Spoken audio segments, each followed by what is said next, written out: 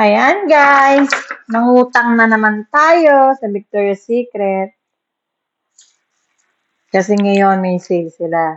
As in, buy one, take one. Tapos, pag naka 150 plus ka or 150, magkakaroon ka ng free blanket and free tote bag. Tote o tote bag? Tote bag. Ayan guys, ito yung kinuha ko. This is, 100 ml. Bagong labas nila to actually. Ang bango. I can say, napakabango. Yan, gold. Yung bote niya, maganda.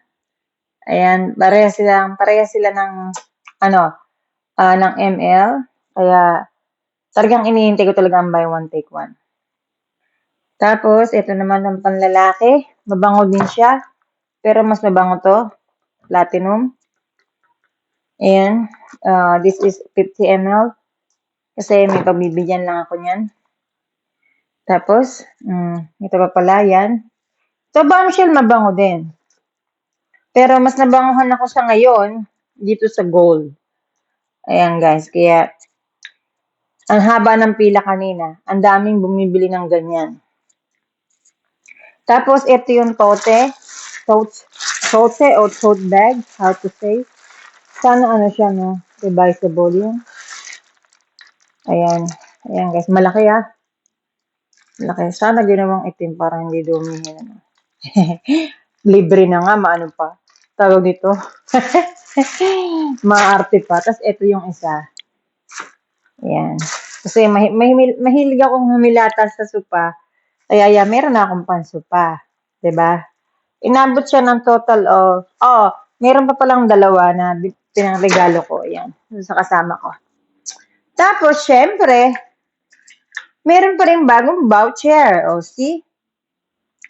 Pag bibili ka ng $25, may less 25. Tapos, ayan, dalawa yung nakuha ko. Yan, kaya sobrang nakakatipid.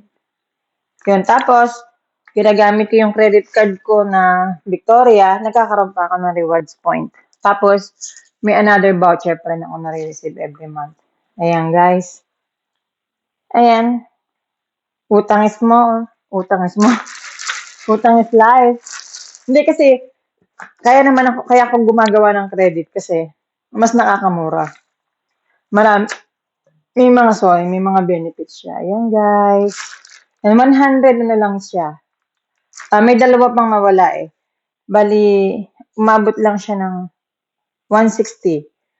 Oh, no. 150. 150, yeah, 150. Yan, guys, 150. Sulit.